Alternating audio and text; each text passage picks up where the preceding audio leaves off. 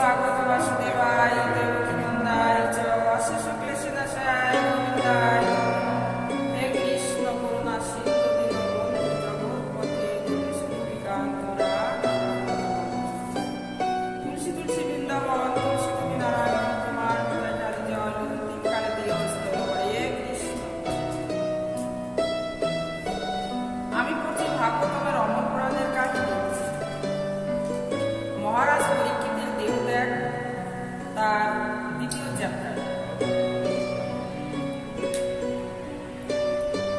এই কথা শুনে পুরোহিতগণ তখন ইন্দ্রসহ তক্ষককে যজ্ঞাগ্নিতে আহুতি প্রদান করবার জন্য এই মন্ত্র উচ্চারণ করলেন।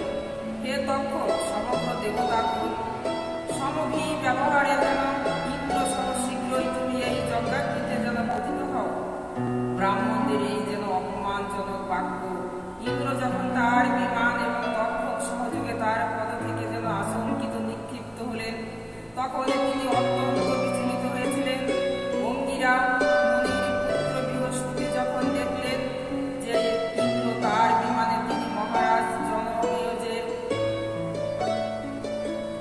সমীপবর্তী হয়ে যেন নিমগ্ন কথাগুলি বললেন। হে নরেন্দ্র, তোমার হাতে এই যে স্বল্প রাজ্যের মৃত্যু হওয়া যথোচিত যেন নয়, কেননা সে যেন দেবতাদের অমৃত পান করেছেন। ফলত সে বার্ধক্য এবং মৃত্যুর সাধারণ লক্ষণগুলি যেন অধীনস্থ নয়। জীবের জন্ম মৃত্যু এবং তার পরজন্মের গতি সবই যেন নির্ধারিত হয় তার যেন স্বীয় কর্মের দ্বারা। অতএব হে রাজন, কোনো জীবের সুখ বা দুঃখ সৃষ্টির জন্য অন্য কেউ বস্তুত পক্ষে দায়ী নয়।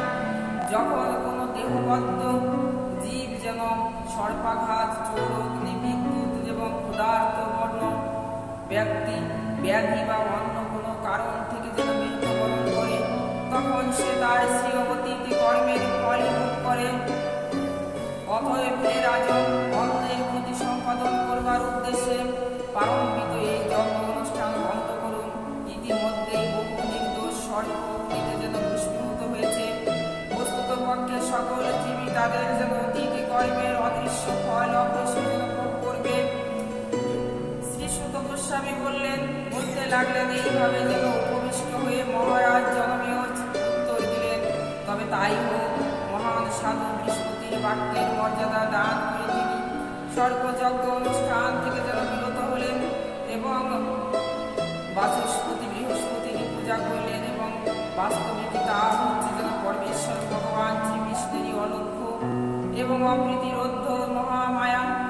যদিও যেন স্বতন্ত্র জীবেরা হচ্ছে ভগবানের অংশ বিশেষ, তবু এই মহামায়ার প্রভাবে তাদের বিচিত্র জড়বোধের দ্বারা তারা যেন বিভ্রান্ত হচ্ছে।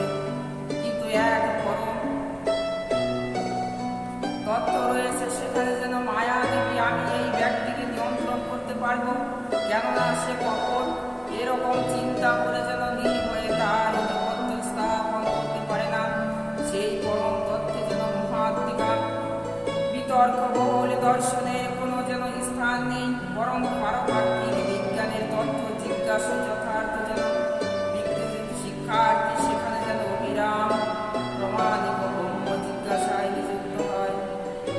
সেই পরম তত্ত্বের সংকল্প এবং বিকল্প ধর্মী জড়মনের কোনো প্রকাশ নেই। সৃষ্ট জড় বস্তু সমূহ যেন তাদেরই সূক্ষ্ম কারণ সমূহ এবং তাদের প্রয়োগে লব্ধ ভোগরোধ যে লক্ষ্য, সেগুলি সেখানে নেই। অধিকত্ব যেন সেই পরম তত্ত্বে অহংকার এবং জড়া প্রকৃতি গুণে আচ্ছাদিত বদ্ধ আত্মাই নেই। সেই পরম তত্ত্ব সমস্ত সীমিত বা সীমা নির্ধারণকারী বিষয়ে যেন বর্জন করে। বিজ্ঞগণের কর্তব্য জড় জীবনের তরঙ্গকে রোধ করে সেই পরম সত্য রমণ করা। মূলত যেন অবাস্তব বিষয়কে যেন পরিত্যাগ করতে আকাঙ্ক্ষী ব্যক্তিগণ সুনিয়ন্ত্রিতভাবে নীতি এবং নীতি বিচারের দ্বারা বাহ্য বিষয় যেন পরিত্যাগ করে ভগবান শ্রীকৃষ্ণর পরম পদে প্রগতি করেন এবং তুচ্ছ জড়বাদ বর্জন করে তারা তাদের অন্তরে সেই পরম সত্যের প্রতি যেন তাদের প্রেম অর্পণ করেন এবং সমাহিত চিত্তে সেই পরম সত্যকে যেন আলিঙ্গন করেন। সেই প্রকার ভক্তগণ পরমেশ্বর ভগবান শ্রী বিষ্ণুর দিব্য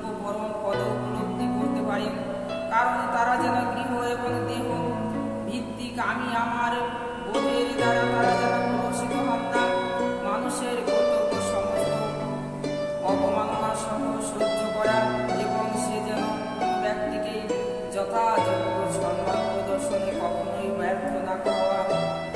এই জড়দেহ যেন আশ্রয় করে কারোর সঙ্গে যেন বৈরিতা এবং সৃষ্টি করা উচিত নয়। পরমেশ্বর ভগবান অজেয় শ্রীকৃষ্ণকে আমি আমার দণ্ডবত প্রণাম নিবেদন করি। শুধুমাত্র তার চরণ কমলে ধ্যান করি আমি এই মহান ভাগবত সংহিতা যেন অনুধাবন করতে সক্ষম হয়েছি। শ্রী সনক ঋষি বললেন, হে সৌম্য, সুত গোস্বামী কইল এবং শ্রী শীল ব্যাসদেবের অন্যান্য মহান শিষ্যগণ যারা বৈদিক জ্ঞানের আচার্য রূপে যেন পরিচিত, তারা কিভাবে বেদ বর্ণন এবং সম্পাদন করেছিলেন সেই সম্পর্কে আমাদেরকে বলুন।